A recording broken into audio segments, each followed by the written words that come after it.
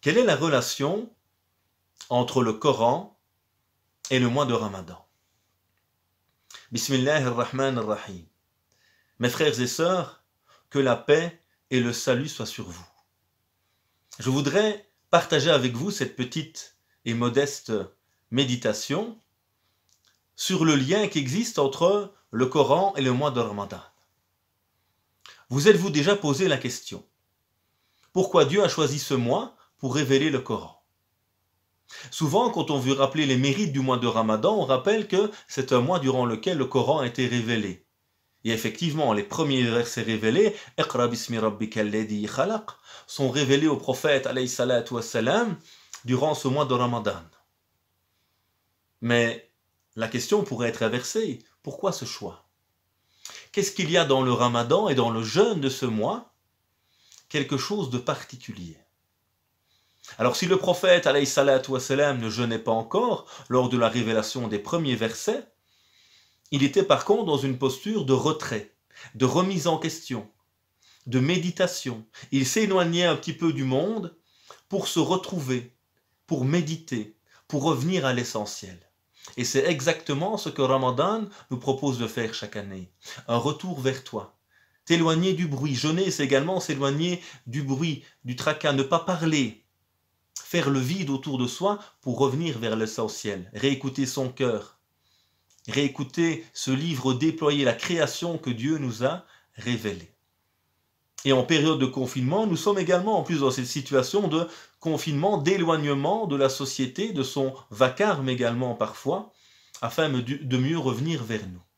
Donc Ramadan, c'est le mois du Coran parce que c'est le mois également où on revient à l'essentiel. Et le Coran nous rappelle, Shahru Ramadan alladhi unzila fihi al-Qur'an. C'est le mois du Ramadan durant lequel ce Coran a été révélé. Pourquoi ce mois? Car c'est un mois spécial qui nous prépare à recevoir le Coran, à le méditer et à le vivre. Et qu'est-ce qu'il est ce Coran? Dans la suite du verset, Hudan linnas wa bayyinatin min al-huda wal furqan. Il est une guidance pour les gens. Il vient clarifier les signes évidents de la guidance. Et il est celui qui permet de distinguer entre le bien et le mal. Et ce Coran, dans ce lien qu'il a avec le jeûne, c'est quoi? C'est le fait notamment que le jeûne met dans une disposition du cœur à profiter du Coran. Car le Coran aujourd'hui est très présent dans nos vies. Nous avons partout des exemplaires du Coran, des applications avec le Coran sur nos téléphones. Et pourtant, il n'a peut-être jamais été aussi absent de nos cœurs et de notre pratique. Car le but du Coran, ce n'est pas de l'avoir dans sa bibliothèque, dans son application, ni même de le lire pour le lire. C'est de vivre à la lumière de celui-ci. Et qu'est-ce qui nous empêche de faire tout cela? C'est nous-mêmes finalement. Il est là dans ma bibliothèque et je ne le prends pas pour le lire. Je l'ai lu mais je ne l'applique pas. Qu'est-ce qui m'empêche de faire cela? Les passions.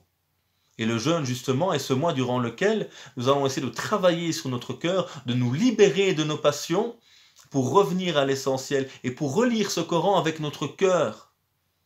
Nourrir ce cœur alors que nous mettons de côté d'autres types de nourriture. Donc ce Coran, pour être bénéfique, il doit atteindre le cœur, pas simplement être lu par la langue. Le Coran nous appelle et nous rappelle cela. أفلا يتدبرون القرآن أم على قلوب أقفالها. Est-ce qu'ils ne vont pas méditer sur le Coran ou est-ce que leurs cœurs sont scellés? Donc la vraie question, est-ce que ton cœur est ouvert? Et Ramadan, c'est le mois où tu ouvres ton cœur, où tu reviens vers celui-ci et tu le prépares, tu le prédisposes à accueillir cette parole révélée. C'est pour ça que Ramadan, c'est le mois du Coran. Car c'est le mois du changement, de la lutte contre nos passions, de la libération pour réorienter ton cœur vers l'essentiel, vers le message qui est venu pour ton bien-être, pour ta réforme, pour te guider vers l'idéal, comme le rappelle le Coran. Et c'est pourquoi le jour du jugement dernier, il va avoir ce lien entre le Coran et le jeûne. Le prophète, alayhi salatu wassalam, nous dit الصيام والقرآن يشفعان للعبد يوم القيامة. Le Coran et le jeûne vont intercéder en faveur de l'adorateur ou de l'adoratrice le jour de la résurrection. Et le jeûne va dire: Ô Seigneur, منعته الطعام والشراب والشهوات في النهار فشفعني فيه. Ô mon Seigneur, je l'ai privé de nourriture, de boisson et de ses passions durant la journée, alors permets-moi d'intercéder pour lui. Et le Coran va dire, mon Seigneur, moi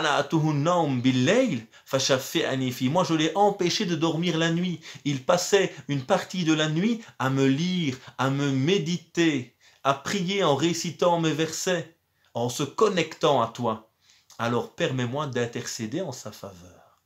Voilà donc ce lien fondamental qui existe entre le Coran et le jeûne. Puisse Dieu exalté soit-il nous permettre de jeûner ce mois de la meilleure des manières, de nous rapprocher de lui, de vivre avec le Coran et de pratiquer le Coran, qu'il éloigne de nous cette pandémie, qu'il vienne en aide à tous les malades, qu'il fasse miséricorde à tous ceux qui sont décédés. Subhana rabbika rabbil izzati amma yasifoun, wa salamun ala al-mursalin, walhamdulillahi rabbil alamin.